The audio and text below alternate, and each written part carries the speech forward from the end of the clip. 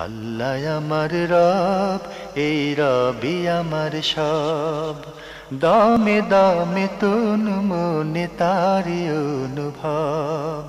তোমার দুনিয়াতে আমি যেদিকে তাকাই, অথই নিয়ামতে ডুবে আছি সবাই।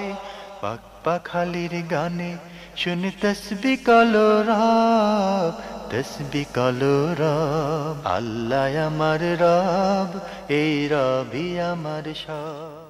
আসসালামু আলাইকুম রহমতুল্লাহি বারাকাতুহ। দর্শক শ্রোতা, শুরু হলো আপনাদের প্রিয় অনুষ্ঠান লাভেলো নিবেদিত আপনার জিজ্ঞাসা। সাথে আছি শরীফ বায়েজিদ মাহমুদ। দর্শক, আজ আপনাদের জিজ্ঞাসার প্রশ্নের ইমেইলের জবাব দেওয়ার জন্য স্টুডিওতে উপস্থিত রয়েছেন প্রখ্যাত আলেমদ্বীন ডক্টর মোহাম্মদ মতিউল ইসলাম। আসসালামু আলাইকুম রহমতুল্লাহি বারাকাতুহু। ইমেইল এটি পাঠিয়েছেন নবযাত্রা থেকে। ওনার নাম বলেছেন মোহাম্মদ মিজানুর রহমান, আন্তর্জাতিক ইসলামী বিশ্ববিদ্যালয়, চট্টগ্রাম থেকে। একটি প্রশ্ন করেছেন উনি, খুব গুছিয়ে লিখেছেন। ছেলে মেয়ে একসাথে পড়ে, এরকম কোনো শিক্ষা প্রতিষ্ঠানে শিক্ষকতা করে জায়েজ হবে? বিসমিল্লাহির রহমানির রহিম। আলহামদুলিল্লাহি রাব্বিল আলামিন, ওয়াসসালাতু ওয়াসসালামু আলা সাইয়্যিদিল মুরসালিন নবিয়িনা মুহাম্মদ ওয়া আলা আলিহি ওয়া সাহবিহি আজমাইন। চমৎকার প্রশ্ন করেছেন আমাদের বন্ধু।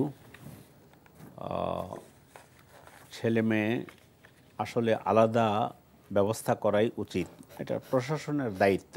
জি, এই জন্য ছেলেমেয়েরা আলাদা লেখাপড়া করবে। মেয়েদের শিক্ষার ব্যাপারে ইসলাম ছেলে মেয়ে সকলেরই লেখাপড়া করার জন্য ইসলাম উৎসাহ প্রদান করে। জি, তবে ছেলেরা ছেলেদের আঙ্গিকে, মেয়েরা মেয়েদের আঙ্গিকে, এবং ছেলেদের জন্য আলাদা শিক্ষা প্রতিষ্ঠান, মেয়েদের জন্য আলাদা শিক্ষা প্রতিষ্ঠান হওয়া উচিত।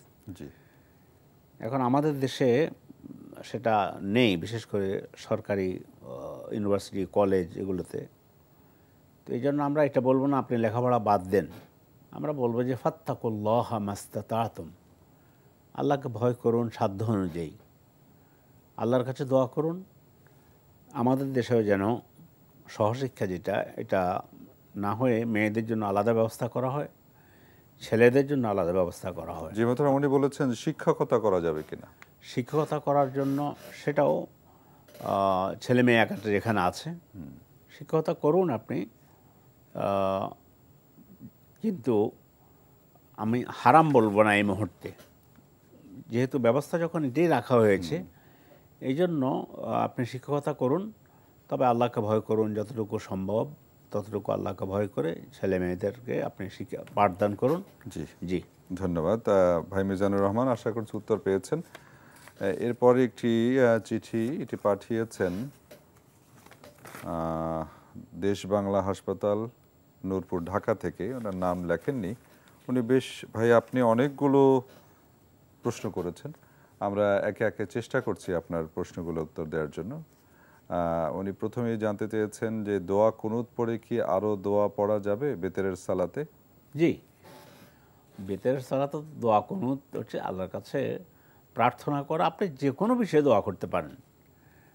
দোয়া কুনুত আমরা শুধুমাত্র আল্লাহুম্মা ইন্না নাস্তাঈনুকা ওয়া নাস্তাগফিরুকা ওয়া নু'মিনু বিকা, এটাই আমাদের প্রায় সকল মুসল্লি যারা আছেন এটা পাঠ করে থাকেন। জি, জি, এছাড়াও আল্লাহ রাসূল আরও দোয়া করেছেন, আল্লাহুম্মা ইহদিনা ফিমান হাদাইত ওয়া আফিনা ফিমান আফাইত ওয়া তাওয়াল্লানা ফিমান তাওয়াল্লাইত, এই দোয়াটা পড়েছেন। জি, তো এখন বাকি, যেহেতু আমরা আরব নই, এই জন্য এই দুটো দিয়ে আমরা মোটামুটি আমাদের নামাজ শেষ করি। কিন্তু আরব দুনিয়াতে আপনি যদি সৌদি আরবে বাইতুল্লাহর কুনুত পড়া দেখেন, দেখবেন সারা দুনিয়ার মুসলমানদের জন্য দোয়া করা হচ্ছে।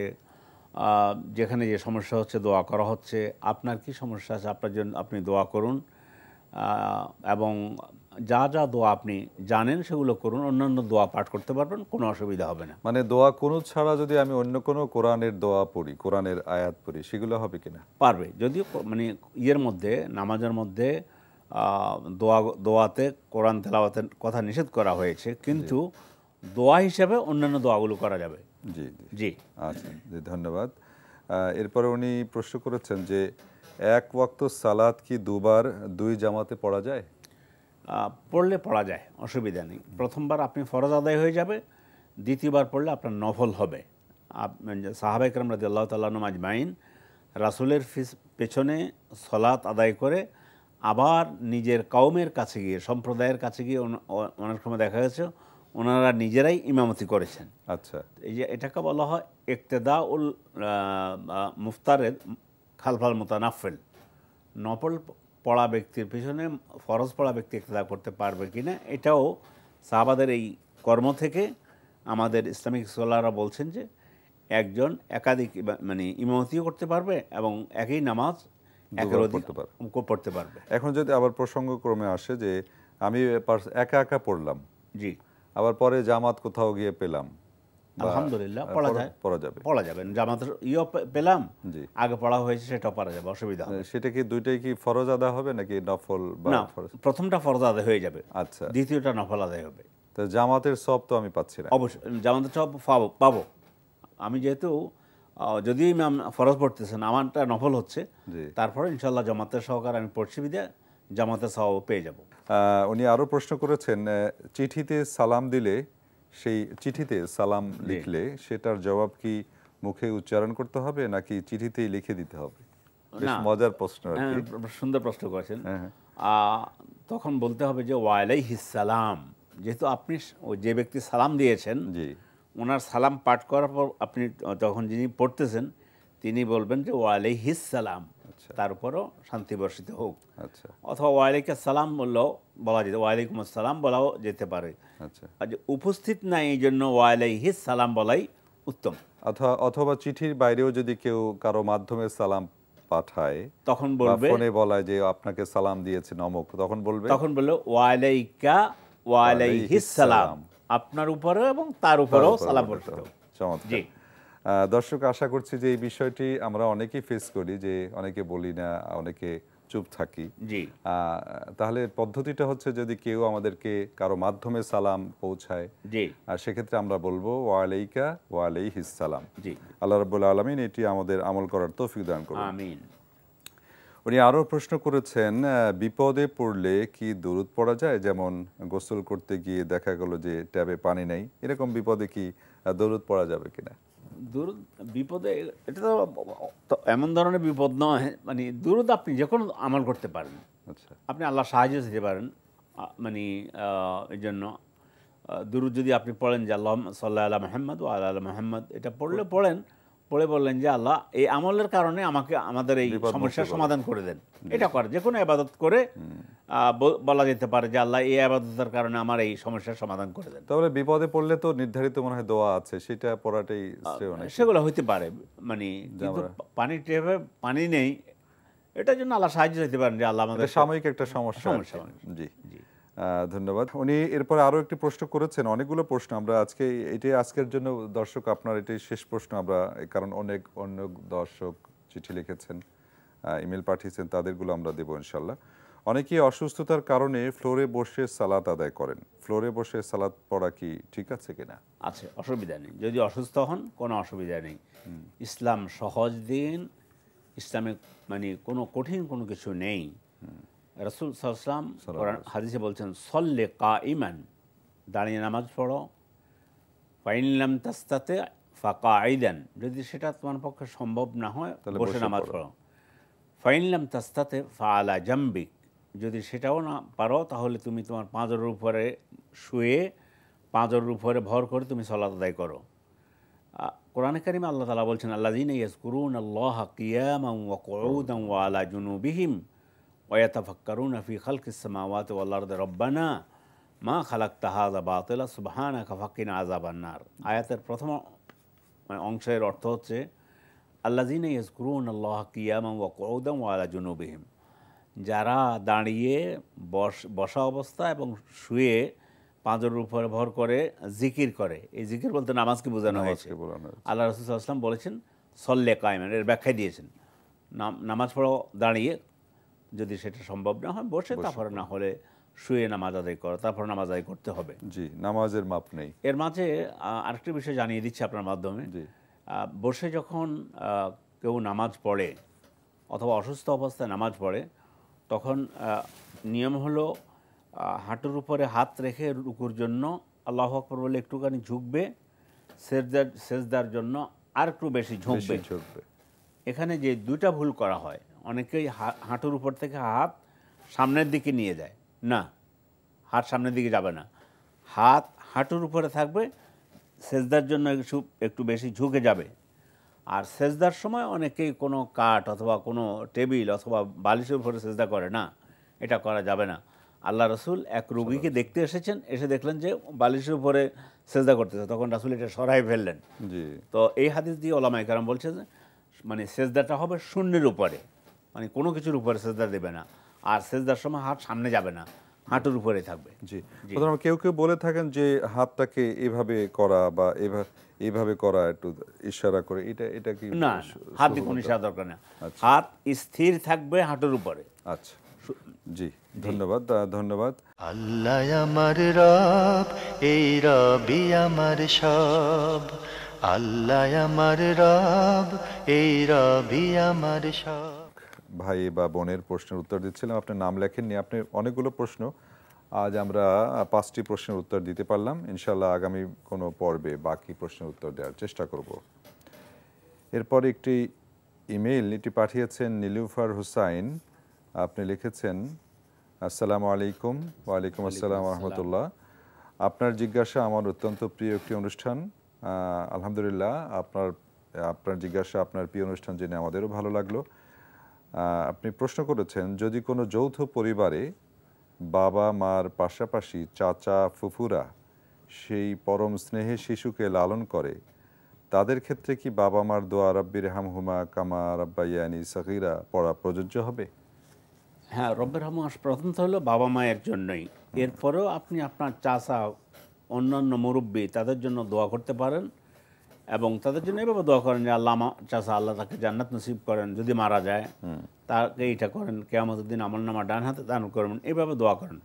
কিন্তু রব্বের হামহুমা বলতে শুধুমাত্র আব্বা আম্মাকে মিন করা হয়েছে, তাই বলি যে চাচার জন্য, ফুফুর জন্য দোয়া করা যাবে না, এটা নয়।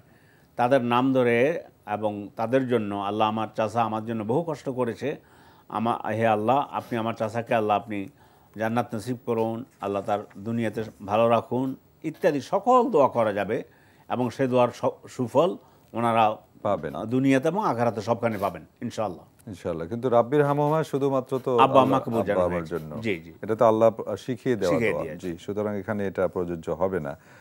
আপনি আরো বোন প্রশ্ন করেছেন যে দুই সিজদার মাঝখানের দোয়াটা কি সিজদায় পড়া যাবে? দুই সিজদার মাঝখানের যে দোয়া, না, দুই সিজদার মাঝখানে দোয়া রব্বিগ ফিরলি এটাই পড়বেন দুই সিজদার মাঝখানে। এমনি সিজদার মধ্যে অন্যান্য সকল দোয়াই করা যাবে, যে কোনো দোয়া। হাদিসের মধ্যে আসছে সিজদার মধ্যে দোয়া করলে আল্লাহ তাআলা বেশি মানে কবুল করেন। ওয়া আম্মা সুজুদু ফাজতাহিদু ফিহি বিদ-দুআ ফাকামিনুন আন ইউস্তাজাবা লাকুম। সিজদার মধ্যে তোমরা বেশি বেশি দোয়া করো, খুব সম্ভব আল্লাহ তোমাদের দোয়া কবুল করবেন, কেননা সিজদার মাধ্যমে বান্দা আল্লাহর খুব নিকটবর্তী হয়ে যেতে পারে। তো এই জন্য অন্যান্য দোয়া করুন, যে কোনো দোয়া আপনি সিজদার মধ্যে করতে পারেন। জি জি, ধন্যবাদ। এরপরে বোন, আপনি যে দুটি প্রশ্ন করেছেন, আপনার যে অর্গানাইজেশনের কথা বলেছেন, দাওয়াতি কার্যক্রম বা সোশ্যাল ওয়েলফেয়ার কার্যক্রম করেন, এই বিষয়ে আমাদের এই মুহূর্তে কোনো ইনফরমেশন নেই। ওই দুটি প্রশ্ন আমরা যাচ্ছি না। আপনি প্রশ্ন করেছেন আরও, অজু করার মাঝে বায়ু বের হলে কতক্ষণ অপেক্ষা করে পুনরায় অজু করতে হবে? না, বায়ু বের হয়েছে, সাথে সাথে পাইপ দিয়ে সাথে সাথে আপনি আবার অজু শুরু করে দেন। মানে বায়ু বের হওয়ার কারণে অজু ভেঙে গিয়েছে, সাথে সাথে আপনি আবার অজু শুরু করে দেন, কোনো অসুবিধা নেই। বা এই ক্ষেত্রে উনি যেহেতু এটা মানে অব্লিগেশন বললেন, তার মানে এরকম কোনো নিয়ম আছে কিনা যে একটু পরে করতে হবে, বা এই ধরনের কোনো নিয়ম নেই? না। অসুস্থতা থাকলে কি কোনো?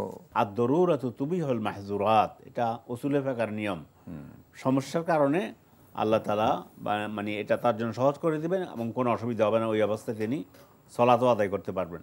জি, আচ্ছা। তাহলে ওনার যদি নামাজ পড়াকালীন সময় যদি বায়ু বের হয়, তাহলে নামাজ হয়ে যাবে ইনশাআল্লাহ। যদি রোগী না হয় তাহলে তো হবে না। আর যদি রোগী হয় তাহলে এটা কন্টিনিউ করতেইছে, তাহলে ওই অবস্থায় সালাত আদায় করবেন। জি, ধন্যবাদ। উনি আরো প্রশ্ন করেছেন একটি, যে যারা আজানের জবাব দিবে তারাই কি শুধু আজান ও ইকামতের মাঝে দোয়া করবে? না, দোয়া সবাই করতে পারবে, জবাব দেয় নাই তারপর যে মাঝখানে দোয়া করতে পারবেন এটা নয়। জি নিয়ম হলো আজানের সময় আজানে যে শব্দগুলো বলে হাদিসের মধ্যে আসছে, আল্লাহ রাসূল বলেছেন কুল মিসলামা ইয়াকুল মুয়াজ্জিন, মুয়াজ্জিন যা বলে তোমরা তা বলো। আলাদা আসছে দোয়ার ব্যাপারে, যে মানে দোয়া করার জন্য।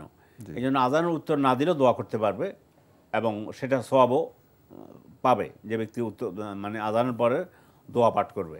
জি ধন্যবাদ। এবং নীলুফার হুসাইন, আশা করছি আপনি আমাদের যে প্রশ্নগুলো উত্তর দেওয়া হলো ওগুলোর সঠিকভাবে বুঝতে পেরেছেন, আগামীতেও লিখবেন আশা করছি। এরপরে একটি চিঠি পাঠিয়েছেন খালেদ মাহমুদ, গুলশান 2 থেকে ঢাকার। আপনি লিখেছেন হারামখোর দুর্নীতিবাজেরা মোটা অঙ্কের হালাল টাকা মসজিদে দান করে ইমাম খতিবগণকে নিয়ন্ত্রণে রেখেছেন। ইমামগণ এরূপ অবস্থায় ইমামগণ হক কথা বললে দুর্নীতিবাজেরা ইমামের চাকরি নষ্ট করে দেন। ইহার সমাধান কি? সমাধান হচ্ছে আমি ইমামতি করব। ইমাম শব্দের অর্থ হচ্ছে লিডার, সেখানে নেতৃত্ব দেবে ইমাম।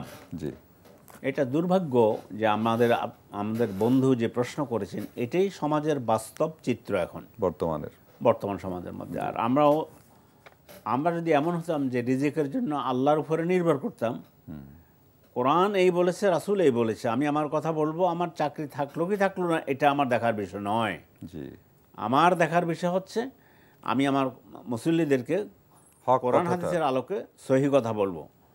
যদি এই কারণে আমার চাকরি চলে যায় তাহলে আমার মন চলে যাবে কোরআনে কারিমের দিকে, যে আল্লাহ তাআলা কোরআনে কারিমে তিনি বলেছেন ওমান ইয়াত্তাকিল্লাহা ইয়াজআল লাহু মাখরাজা ওয়া ইয়ারযুকহু মিন হাইসু লা ইয়াহতাসিব, যে আল্লাহকে ভয় করে চলবে আল্লাহ রাব্বুল আলামিন তার জন্য এক্সিট বের করে দেবেন এবং তিনি তাকে এমন জায়গা থেকে রিজিক দান করবেন যা তার কল্পনায়ও নেই। এই জন্য আমি এই সত্য কথা বললে, সত্য কাজটা করলে কমিটির লোক অসন্তুষ্ট হবে, আমার চাকরি থাকবে না। তাহলে কমিটির উপরে তাওয়াক্কুল করা হলো। বান্দাকে তাওয়াক্কুল করতে হবে আল্লাহ রাব্বুল আলামিনের উপর। কিন্তু আমাদের অধিকাংশ মসজিদের তাওয়াক্কুল ইমাম, খতিব, মুয়াজ্জিন, খাদেম যারা আছে তারা আমরা তাওয়াক্কুল করি মানে আসলে ওই কমিটির উপরে, যে আমি এই কথা বললে এই কাজ করলে আমার চাকরি থাকবে না, অতএব উনি যেভাবে মনে করেন সেভাবে করি। এটা দুর্ভাগ্য উম্মতের জন্য, এটা ঠিক নয়। এটা থেকে আমাদেরকে উঠে আসা দরকার। সত্য বলতেই থাকবো, আল্লাহ রাব্বুল আলামিন আমাদের তিনি রিজিকের ব্যবস্থা করবেন এই চিন্তা করে। হাদিসের মধ্যে আসছে মান তারাকা লিল্লাহি শাইআন আওয়াদাহু খায়রাম মিনহু, যে ব্যক্তি আল্লাহর জন্য কোনো কিছু ছেড়ে দিল আল্লাহ তাকে তার চেয়ে উত্তম প্রতিদান তাকে দান করবেন। এই জন্য এবং সবসময় মনে রাখা দরকার আল্লাহ তাআলার সন্তুষ্টিকে মানুষের সন্তুষ্টির উপর অগ্রাধিকার দিতে হবে। ঈমানই থাকবে না আমাদের। হাদিসের মধ্যে এসেছে যে ব্যক্তি আল্লাহর সন্তুষ্টিকে মানুষের সন্তুষ্টির উপর অগ্রাধিকার দেয় আল্লাহ রাব্বুল আলামিন তার উপর সন্তুষ্ট হয়ে যান। আর যে ব্যক্তি মানুষের সন্তুষ্টিকে আল্লাহর সন্তুষ্টির উপর অগ্রাধিকার দেয় আল্লাহ তাআলা তাকে তার উপরে ছেড়ে দিয়ে তার দায়িত্বে ছেড়ে দিবেন, অর্থাৎ আল্লাহ তাআলার জিম্মা তার এই ব্যক্তি থাকবে না। এই জন্য এই বিষয়গুলো অত্যন্ত মানে আজকে সমাজে যা ঘটছে এটাই বাস্তবতা। এবং এটা থেকে আমাদের ইমাম, খতিব, মুয়াজ্জিন সহ সকল ব্যক্তি যে যে যে সেক্টরে কাজ করতেছে সেখান থেকে আল্লাহ তাআলাকে ভালোবেসে আল্লাহর সন্তুষ্টিকে অগ্রাধিকার দিয়ে আল্লাহর কথাকে সমুন্নত করার চেষ্টা করব আমরা। এর পরের চিঠিটি এটা পাঠিয়েছেন যারা বেলায়েত হোসেন ফারুক, বরিশাল থেকে আপনি লিখেছেন। জি তো আপনার চিঠি থেকে আমরা পড়ছি, সালামতে আপনার বিবেচনার জন্য কয়েকটি প্রশ্ন পাঠালাম। জি বেলায়েত হোসেন ফারুকি, আপনি লিখেছেন যে ঈদের নামাজের সময় ইমাম অসুস্থ হলে কি করণীয়? এক, যদি দ্বিতীয় ইমাম নিযুক্ত করা না থাকে। খ, ঈদের নামাজে পড়ানোর জন্য ইমাম নির্ধারিত থাকা কি শর্ত কিনা?